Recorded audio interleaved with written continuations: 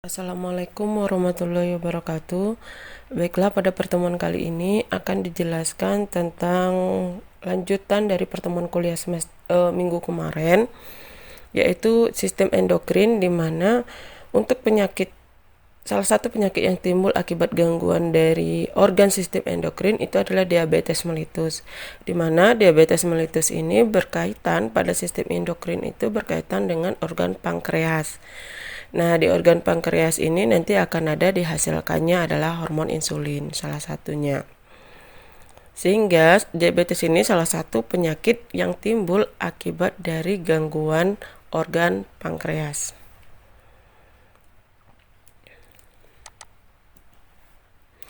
Nah, pengertiannya diabetes mellitus itu adalah terjadinya peningkatan kadar gula darah atau kita kenal dengan nama hiperglikemia akibat dari berkurangnya produksi insulin atau terjadi resistensi insulin, atau juga bisa terjadi karena pengaruh keduanya. Jadi diabetes mellitus itu adalah suatu kondisi peningkatan kadar gula darah yang disebabkan karena insulinnya yang dihasilkan kurang atau insulinnya yang sudah resisten atau tidak sensitif lagi, atau juga bisa keduanya, bisa produksinya berkurang, bisa insulinnya yang tidak sensitif. Bagaimana ceritanya kalau kita mengkonsumsi suatu makanan yang mengandung gula itu bisa tidak menjadi diabetes kalau dalam kondisi normal? Itu sistemnya seperti ini. Jadi secara normal ketika kita mengkonsumsi suatu makanan yang mengandung gula, maka ada suatu sinyal yang sampai ke dalam tubuh kita bahwa di dalam darah kita kadar gulanya sedang tinggi. Sehingga organ pankreas ini akan memicu pengeluaran insulin. Nah, di mana insulin ini bertugas kelebihan gula yang masuk terlalu tinggi tadi dirubahnya menjadi glikogen atau glukosa di dalam hati. Atau bisa juga jadi dua, bisa juga masuk ke sel-sel otot, ginjal, dan lemak. Jadi kita memiliki istilahnya cadangan energi ketika kita mengkonsumsi terlalu banyak makanan yang mengandung gula. Itu pada kondisi tinggi.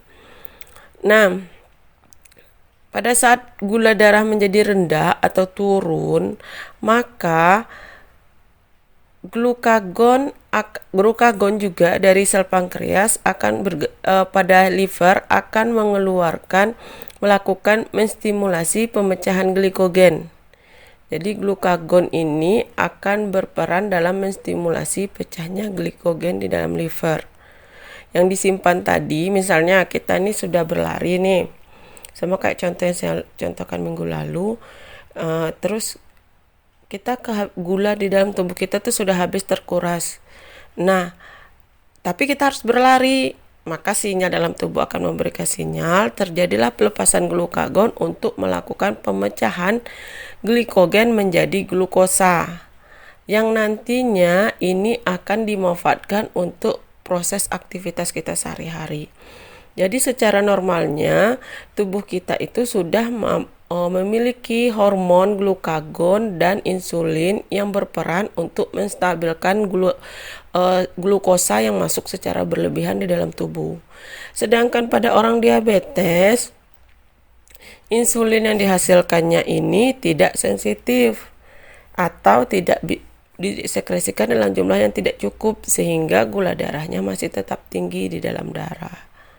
Itulah yang menjadi pemicu timbulnya penyakit diabetes. Karena ketidakmampuan tubuh untuk menyimpan kelebihan glukosa yang kita konsumsi menjadi bentuk glikogen di dalam hati atau di dalam sel-sel otot lainnya. Nah, organ apa saja yang dipengaruhi ketika kita terjadinya hiperglikemia? Yaitu yang pertama, organ pankreas. Dia berperan dalam dua hal, di mana dia bisa menghasilkan kalau pada sel beta dia menghasilkan insulin. Nah, kalau pada orang hiperglikemi ini terganggu. Kemudian ini juga terganggu pada alfa. Jadi bedanya glukagon sama insulin, dia sama-sama dihasilkan oleh pankreas. Namun, glukagon ini dihasilkan oleh sel alfa pada pankreas, sedangkan insulin ini dihasilkan oleh sel beta pada pankreas. Jadi itu bedanya. Dan kebalikannya, kalau insulin itu menyimpan glukosa menjadi glikogen. Kalau glukagon memecah glikogen menjadi glukosa. Jadi kalau perbedaan yang berikutnya adalah insulin bekerja pada saat gula berlebih di dalam tubuh, sedangkan glukagon bekerja pada saat gula sudah mulai turun di dalam tubuh. Jadi dia memicu untuk memecah glikogen menjadi glukosa yang kita simpan tadi. Nah, kemudian organ apa saja yang lagi bekerja lagi, yaitu pada sistem pencernaan itu ada terjadi penurunan efek inkretin. Inkretin ini adalah hormon yang memberikan sinyal untuk pelepasan insulin. Jadi dia membantu pelepasan insulin. Ya. Jadi organ yang berikutnya berpengaruh ketika terjadi hiperglikemi itu adalah sistem pencernaan, di mana dia mempengaruhi hormon inkretin. Inkretin itu berperan dalam proses menstimulasi keluarnya insulin atau pemberi sinyal. Kemudian organ apa saja organ lagi yang berpengaruh, yaitu adanya sel hati, jaringan hati, di mana dia berperan peningkatan produksi glukosa dari hepat, karena di hati tadi tempat proses penyimpanan glikogen. Kemudian di sel otot, jaringan otot itu apalagi pengaruhnya, itu dapat penurunan ambilan glukosa. Pada bagian otak itu disfungsi neurotransmitter atau gangguan penyampaian sinyal. Jadi sinyal itu tidak hanya pada saluran cerna, tapi juga ada pada otak, sinyal untuk proses kerjanya organ lain. Jadi disfungsi neurotransmitter itu ada gangguan sinyal untuk menyampaikan pesan bahwa kondisi kita sedang hiperglikemia. Kemudian organ apa lagi yang dipengaruhinya adalah peningkatan reabsorpsi glukosa. Efeknya apa? Kalau glukosa terlalu banyak pada ginjal, maka kerja ginjal menjadi lebih berat. Kenapa? Karena glukosa mampu menarik air di sekitarnya, sehingga orang diabetes itu biasanya suka BAK atau buang air kecil. Maka organ berikutnya yang dipengaruhi ketika kita hiperglikemia adalah gangguan peningkatan reabsorpsi glukosa pada ginjal. Kemudian pada jaringan lemak itu peningkatan lipofisis atau pelepasan jaringan lemak. Makanya untuk penambahan tenaganya ya. Makanya kalau orang diabetes itu biasanya akan sangat cepat menjadi kurus. Gejala apa yang timbul ketika diabetes? Salah satu gejala diabetes yaitu pertama poliuria, sering buang air kecil. Tadi pengaruhnya disebabkan ini ya. Reabsorpsi glukosa yang sangat besar pada ginjal sehingga memperberat kerja ginjal. Akhirnya ginjal akan mengeluarkan urin secara berlebihan dibandingkan biasanya. Kemudian polidipsi, banyak minum, karena dia sudah banyak BAK, otomatis dia akan merasa haus karena elektrolit-elektrolitnya sudah banyak keluar pada saat BAK. Kemudian kaitannya lagi polipagia, karena dia sudah banyak minum, sudah banyak BAK, dan glukosanya tidak tersimpan, maka dia akan sangat mudah lapar. Kemudian penurunan berat badan yang sangat drastis. Keluhan lainnya adalah gatal, kesemutan, matanya menjadi kabur. Klasifikasi diabetes itu ada 4. Yang pertama tipe 1, tipe 2, tipe lain, diabetes mellitus gestasional. Namun yang paling umum biasanya kita kenal itu tipe 1 dan tipe 2 ya. Diabetes gestasional ini adalah kondisi khusus di mana penderita itu akan mengalami diabetes pada masa kehamilan. Sedangkan tipe 1 ternyata sekarang itu sudah dikelompokkan lagi menjadi tipe lain. Karena yang tipe 1-nya itu berkaitan sama gangguan insulin namun kita tidak tahu penyebabnya. Jadi dia penyebabnya ada penyebab yang tidak pasti atau idiopatik atau autoimun atau gangguan sistem imun kita pada organ pankreas. Itu tipe 1. Biasanya tipe 1 ini cenderung harus menggunakan insulin untuk pengobatannya karena biasanya tidak mampu digunakan dengan obat oral diabetes. Kemudian yang tipe 2, kalau ini biasanya disebabkan karena kebiasaan hidup yang kurang sehat sehingga menimbulkan gangguan resistensi insulin. Kalau tipe lain ini adalah ada kaitannya sama genetik, kemudian endokrinopati, karena obat, karena infeksi, karena imunologi yang jarang, karena sindrom genetik yang berkaitan dengan DM. Jadi di sini lebih berkaitan sama genetik karena obat dan ada pengaruh luar lah, ada pengaruh keluarga, pengaruh obat dan lain-lain. Kalau yang gestasional tadi sudah saya bilang kalau ini berkaitan sama kondisi khusus yaitu kondisi ibu hamil. Faktor risiko diabetes mellitus itu apa saja? Yaitu pertama usia, semakin bertambahnya usia maka fungsi organ tubuhnya semakin berkurang, termasuk di sana adalah organ pankreas. Kemudian berat badan ini berkaitan dengan ketika kita berat badannya semakin bertambah maka berisiko terkena penyakit diabetes. Kemudian riwayat keluarga di mana 40% keluarga yang terserang diabetes biasanya akan turun kepada anak-anaknya dengan riwayat yang sama yaitu diabetes mellitus. Kemudian yang keempat karena gaya hidup suka mengkonsumsi junk food, kemudian suka mengkonsumsi makanan yang manis-manis secara berlebihan sehingga memperberat kerja pankreas, maka akhirnya pankreasnya menjadi rusak. Itu contohnya gaya hidup. Dan terakhir itu adalah riwayat diabetes saat kehamilan. Nah, itu bisa jadi pemicu untuk diabetes berikutnya.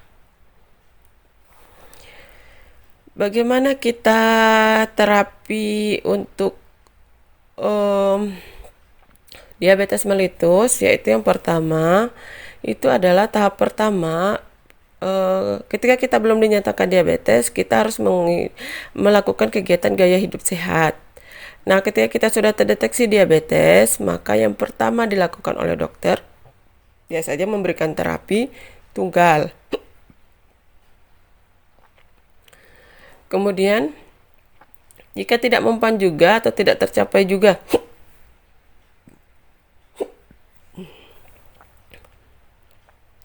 nilai kadar glukosa yang diharapkan, atau sekarang orang sudah cenderung ke HbA1c ya. Jika HbA1c-nya kecil dari 7%, maka itu targetnya tercapai. Jika HbA1, kalau dulu kan kadar gula darah, kalau sekarang lebih cenderung ke HbA1c, katanya lebih tepat dalam menurunkan dalam posisi gula darah itu sudah turun. Nah, jika tidak tercapai HbA1c atau kadar gula darah yang kita inginkan, maka lakukan kombinasi OHO. OHO ini obat oral terapi diabetes. Kemudian yang ketiga, jika tidak mempan juga, maka mulai lakukan kombinasi dengan terapi insulin. Kalau tidak juga, lakukan terapi insulin intensif. Terapi insulin intensif ini adalah terapi insulin yang penggunaannya ada dua, ada basal, ada prandial. Jadi ini adalah alternatif terakhir di mana pasien sudah tidak lagi mengkonsumsi obat tapi hanya sudah bergantung pada insulin saja. Karena kekuatan untuk menghasilkan insulin atau insulinnya tidak sensitif lagi sehingga berpengaruh terhadap pengobatan. Jadi itu tahap terakhir ya. Nah, kemudian penata laksanaannya itu ada 4, ada edukasi, ada terapi gizi medis, ada latihan jasmani, ada terapi farmakologi. Edukasi itu berkaitan dengan perilaku hidup sehat. Jadi, kita harus memberikan pengetahuan kepada penderita bahwa kita harus memiliki perilaku hidup sehat, yaitu jangan mengkonsumsi makanan manis secara berlebihan, kemudian mengganti gula biasa menjadi gula khusus diabetes. Setelah itu rajin mengontrol gula darah. Hal tersebut adalah hal yang harus kita ingatkan ke pasien, karena jika hal tersebut lupa, maka hal tersebut akan menjadi pemicu tingginya kadar gula darah kembali, sehingga edukasi menjadi bagian terpenting saat pengobatan diabetes. Nah, kemudian terapi gizi medis ini terapi kita pada ahli gizi untuk mengetahui berapa sih kebutuhan makanan kita yang pas untuk kita konsumsi sehingga tidak menjadi lonjakan gula darah yang sangat drastis di dalam tubuh kita. Maka terapi gizi medis merupakan terapi pendukung untuk pasien diabetes. Latihan jasmani ini kegiatan olahraga untuk menjaga kesegaran saja, kesegaran tubuh, dan terapi farmakologi. Terapi farmakologi itu ada 2 jenis, yaitu OHO atau obat hipoglikemik oral, insulin. Jadi ada 2 jenis, yaitu hipoglikemik, obat OHO, dan insulin. Obat hipoglikemik oral menjadi obat lini pertama yang wajib kita gunakan sebelum lanjut ke terapi insulin. Jadi terapi insulin itu merupakan terapi pilihan terakhir kita ketika kita mengatasi pasien diabetes dan target gula darahnya tidak terpenuhi. Jadi obat hipoglikemik oral itu ada 3 jenis, contohnya yaitu pemicu sekresi insulin. Jadi insulin kita yang diproduksi itu kurang, maka dikonsumsilah obat ini untuk menghasilkan insulin lagi, memicu lagi pankreas untuk menghasilkan insulin. Golongan obatnya adalah sulfonylurea, contoh obatnya yaitu glibenclamid dan glimepiride.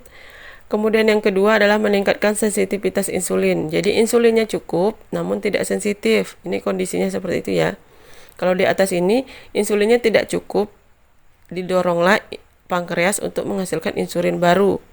Sedangkan yang nomor 2 ini dia insulinnya yang dihasilkan cukup namun tidak sensitif atau tidak mampu mengubah glukosa menjadi glikogen. Dan yang terakhir menghambat glukosidase. Menghambat glukosidase ini adalah menghambat pemecahan glukosa sehingga lebih bisa tersimpan gulanya. Jadi kadar glukosa dalam darah itu menjadi lebih rendah. Glukosidase ini adalah enzim yang membantu proses pemecahan glukosa. Jadi enzimnya dihambat sehingga pemecahan glukosa dapat dikurangi dan proses hiperglikemik bisa dikurangi lagi. Kemudian insulin ini tidak menjadi terapi utama karena ada beberapa faktor. Yang pertama dia harganya cukup mahal, kemudian penggunaannya agak susah, di mana dia harus disuntikkan pada organ-organ tertentu. Hal ini dapat menyebabkan ketidaknyamanan pasien dalam menggunakan obat sehingga menyebabkan pasien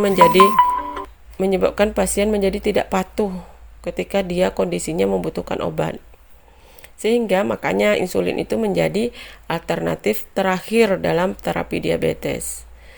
Kondisi apa yang kita berikan insulin? Yang pertama hipoglikemi berat, yang kedua dia alergi obat OHO atau obat hipoglikemik oral. Kemudian hiperglikemiknya terjadi asidosis berat, terjadi ketoasidosis diabetik atau dalam kondisi-kondisi tidak sadarkan diri. Ini asidosis berat, ketoasidosis diabetik ini bisa menyebabkan ketidaksadaran diri. Maka terapi yang diberikan itu insulin. Jadi penggunaan obat oral itu kapan? Jadi yang pertama kali harus ketahui kita penggunaan obat oral itu mulailah dari dosis kecil, kemudian lakukan peningkatan bertahap atau kombinasi bertahap seperti yang algoritma tadi ya. Ini. Monoterapi, kemudian mulai kombinasi atau dosisnya kecil, baru mulai dinaikkan. Golongan sulfonylurea diminum 15-30 menit sebelum makan. Golongan metformin diminum pada saat dan segera setelah makan. Akarbose bersama dengan makanan pada suapan pertama. Kenapa hal ini berbeda-beda? Karena sulfonylurea tugasnya adalah mengeluarkan insulin dari organ pankreas atau mengeluarkan produksi insulin lagi. Sehingga sebelum makanan masuk, diharapkan insulinnya sudah siap keluar dari organ pankreas. Makanya minumnya 15-30 menit sebelum makan. Jadi 15-30 menit ini diharapkan obat tersebut sudah pecah pada lambung, sudah mulai bekerja pada organ pankreas untuk memproduksi insulin. Jadi diharapkan 15-30 menit ini obat golongan sulfonylurea sudah bekerja pada organ pankreas untuk menghasilkan insulin. Jadi pada saat kita makan, glukosa yang ada itu sudah diproses oleh insulin untuk disimpan menjadi glikogen. Nah, metformin itu diberikan pada saat atau segera setelah makan. Ya, tujuannya tadi adalah kan insulinnya udah ada, tapi nggak sensitif. Nah, makanya ketika gula masuk diharapkan sensitivitasnya juga sudah bekerja, gitu ya. Kemudian akarbose, kenapa diberikan bersama makanan pada saat pertama? Karena akarbose kerjanya pada enzim alfa-glukosidase. Alfa-glukosidase itu berperan memecah makanan untuk makanan yang berupa bisa karbohidrat, bisa yang lain ya, bisa sukrosa, bisa pokoknya makanan-makanan yang mengandung ikatan gulanya tidak tunggal. Maka dengan akarbose enzim tersebut dihambatnya sehingga akan menghambat proses pelepasan glukosa dalam jumlah berlebihan di dalam tubuh. Makanya minumnya saat bersamaan dengan suapan pertama.